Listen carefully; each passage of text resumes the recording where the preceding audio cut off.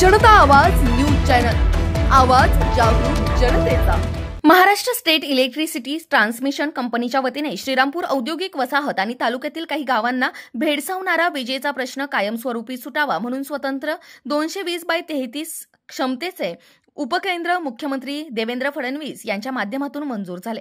या उपकेंद्राच्या कामाचा शुभारंभ जलसंपदा तथा पालकमंत्री नामदार राधाकृष्ण विखे पाटील यांच्या उपस्थितीत करण्यात आला। उपकेंद्रामुळे श्रीरामपूर औद्योगिक वसाहतीमधील उद्योजक, शेतकरी आणि ग्राहकांना मोठा फायदा होणार आहे। शीघ्र गतीने जर आपल्याला काम करता आलं तर त्या दृष्टीने आपण प्रयत्न करावा। म्हणजे ह्या भागातील विशेष करून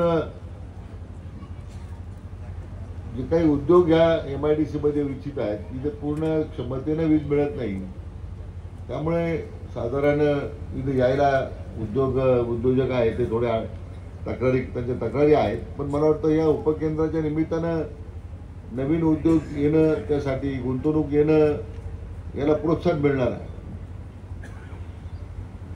आणि विशेष करून आपल्या श्रीरामपूर तालुक्याच्या एकूण व्यापारीकरण असेल, औद्योगिकरण असेल, शेती व्यवसाय असेल, या विजेचा प्रश्न सुटल्यामुळे मला वाटतं लोकांना दिलासा मिळणार आहे। आपल्या राज्याचं धोरणच आहे आता की सौर ऊर्जेच्या निमित्तानं एक मोठा संकल्प माननीय मुख्यमंत्री देवेंद्रजींनी हातामध्ये घेतलेला आहे, सोडलेला आहे। सौर ऊर्जाचे पंप आता मोठ्या प्रमाणात मिळत आहेत।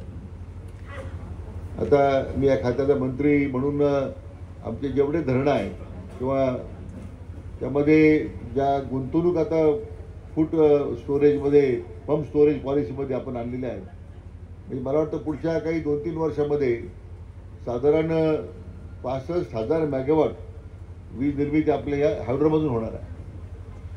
आणि साधारण 3.25 लाख कोटीची गुंतवणूक या पंप स्टोरेज पॉलिसीतून राज्यामध्ये येणार आहे। एकदा ही संपूर्ण हायड्रोमधून मिळालेली जी प्रकल्प आहेत आणि अधिक आता जी जुनी झालेली प्रकल्प आहेत काही, ती सुद्धा आम्ही आता त्याचं नूतनीकरणासाठी काम हातामध्ये घेतोय।